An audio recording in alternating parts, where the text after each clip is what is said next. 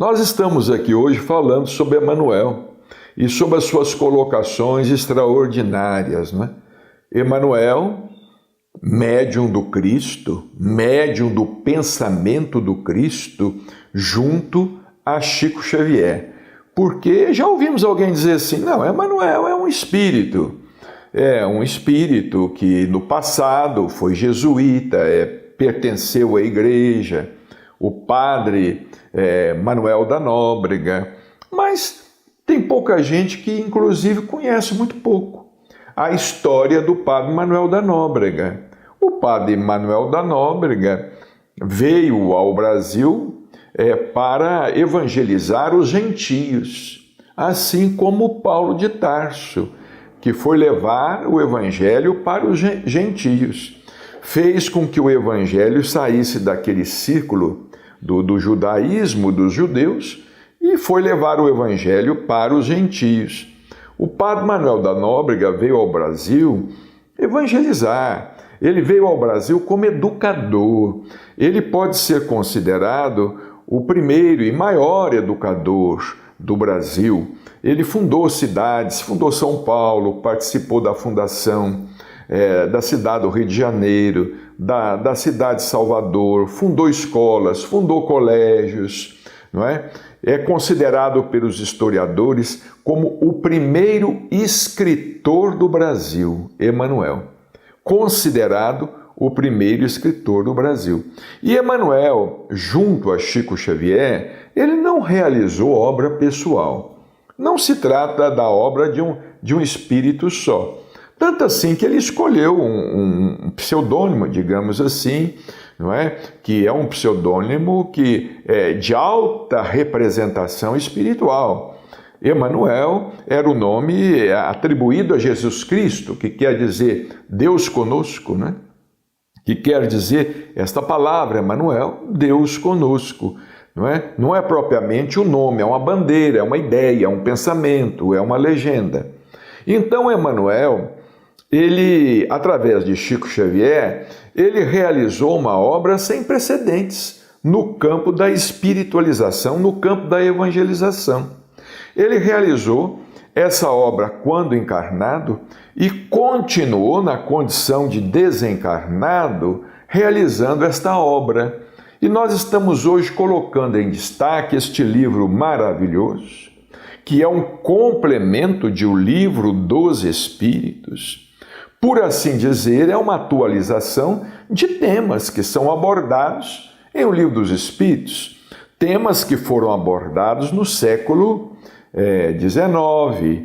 É claro, depois de quase 100 anos, não é? Aproximadamente 100 anos, o Livro dos Espíritos é de 1857, o Consolador é de 1940. Depois de quase 100 anos, as leis sociais, a vida entre os povos, a relação entre os povos, isso tudo sofreu alteração. Então, é claro, Emanuel veio desenvolver outros temas, outros assuntos, não é? Começa a questão do dever. Logo em seguida, na pergunta 186, foi perguntada a Emanuel: o acaso deve entrar nas cogitações da vida de um espiritista cristão? Quer dizer, o acaso, muita gente fala no acaso.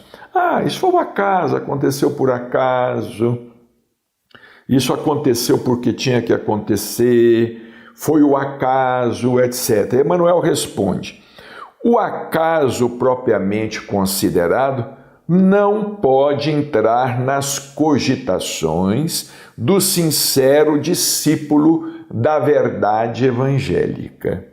No capítulo do trabalho e do sofrimento, a sua alma esclarecida conhece a necessidade da própria redenção, com vistas ao passado delituoso, e no que se refere aos desvios e erros do presente, melhor que ninguém, a sua consciência deve saber da intervenção indébita levada a efeito sobre a lei de amor, estabelecida por Deus, cumprindo-lhe aguardar conscientemente sem qualquer noção de acaso, os resgates e reparações dolorosas do futuro. Então, fala assim, aconteceu por acaso. É como os Espíritos nos dizem, não há quem atravesse o nosso caminho sem uma razão de ser. O acaso, propriamente considerado, ele não existe. Tudo é uma consequência. Consequência de nossas ações, de nossas atitudes no passado e no presente.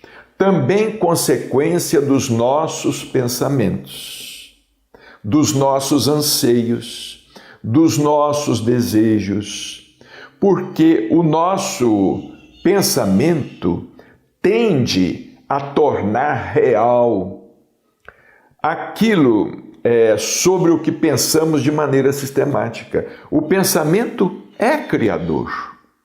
O pensamento é criador. E o espírito é co-criador.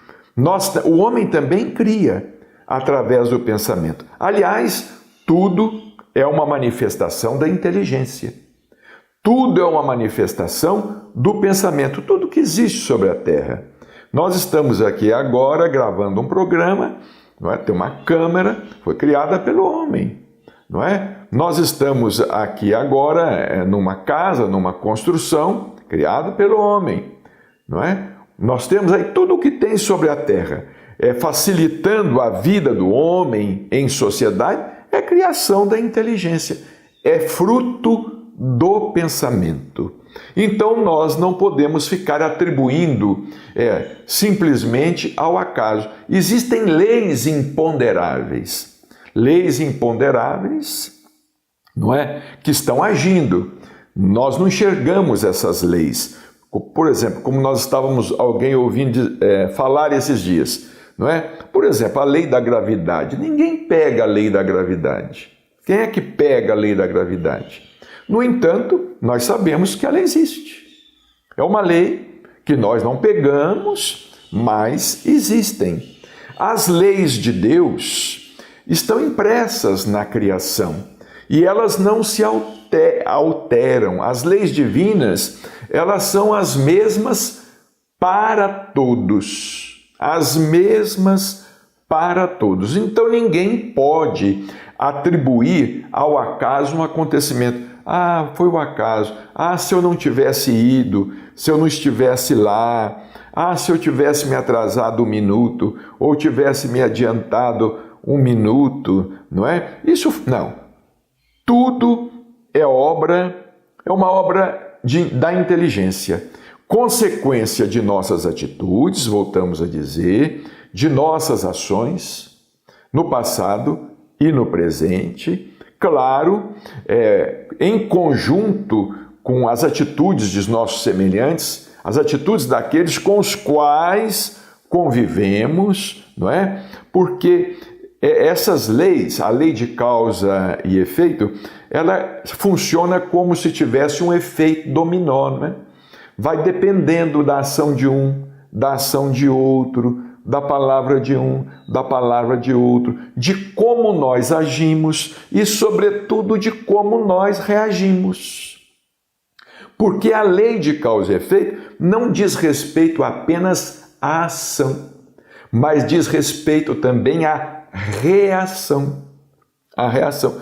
Como é que nós estamos reagindo? Por isso que chama-se lei de ação e reação, não é?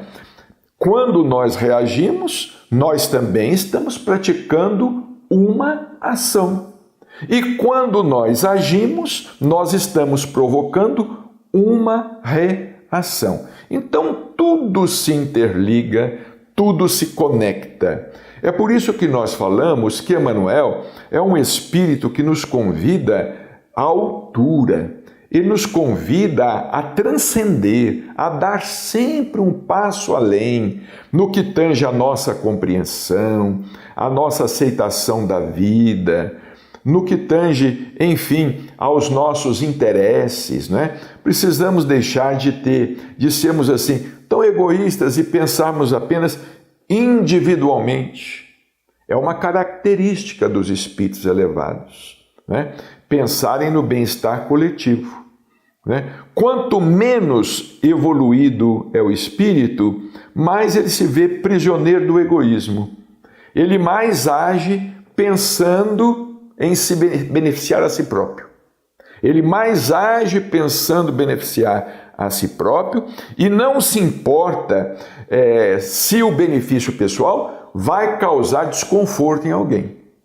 Não é? Isso é um espírito cuja evolução está deixando a desejar. Não, eu quero ver se vai me trazer bem-estar para mim. Bom, e se o seu bem-estar for gerar mal-estar para alguém? Isso é legítimo? Perante a lei divina não é legítimo. Em absoluto, não é o bem verdadeiro.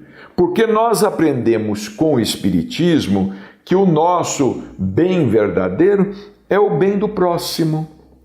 A nossa felicidade real é a felicidade dos semelhantes. Como fala o próprio Emmanuel, numa mensagem através de Chico Xavier, ele diz o seguinte: felicidade é devolução. Então nós podemos dizer, felicidade é devolução, paz é devolução, alegria é devolução, otimismo é devolução, bondade é devolução, porque a vida nos oferece respostas às nossas atitudes, às nossas ações e aos nossos pensamentos. Vamos agir melhor e pensar melhor. Muita paz e até o nosso próximo encontro.